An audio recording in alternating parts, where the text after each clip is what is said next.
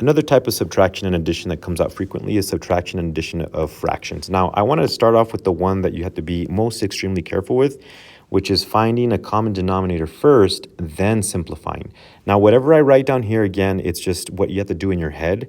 You can't do any sort of scratch work, otherwise you're going to count it wrong. So for instance, here, we can't add these two because that's a 2 and that's an 18. So we have to make this 2 to an 18. In order for us to do that, I need to multiply the top and the bottom times 9, because 9 times 2 is 18, right? So this becomes a 9 over 18. So in your head, you got to ask yourself, what do I multiply this 2 to be an 18 and then multiply that same number to the top? That way you can do that in your head. So in your head, you have to store this 9. So now you add 9 plus 1.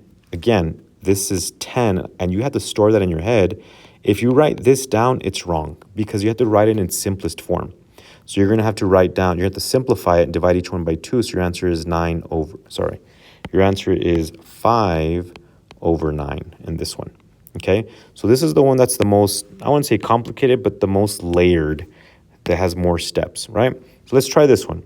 So we have 12 and 6. The common denominator would make this a 12, right? So to get 6 at 12, we multiply that times 2. So we multiply the top by 2. So that makes it a 2. So 11 minus 2 is 9. So we have 9 over 12. Now, if I write that down, that's wrong. So I had to reduce this and remember, okay, what are 9 and 12? What can I divide those by? The greatest common factor is 3. So 9 divided by 3 is 3. 12 divided by 3 is 4. So my answer is 3/4.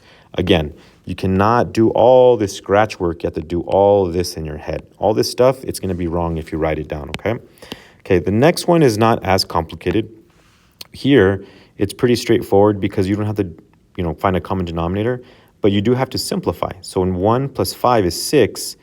If I were to write 6 over 8, that would be wrong. So I have to reduce that. So it's going to be 3 over 4 is my answer, okay? Same thing here. 11 minus 7 is 4. 4 over 24 is not reduced. So I can divide each one by 4. So it's going to be 1 over 6. So that's my final answer. Okay, here there's no simplifying, but you do have to change the denominator. So here I have to make this a 16, right? So I multiply it times 2. So this times 2 is 10. 10 minus 1 is 9 over 16. That I don't have to reduce. Those are nice, right? Those are just easy one step. Here I have to make this a 2. I multiply it times 2.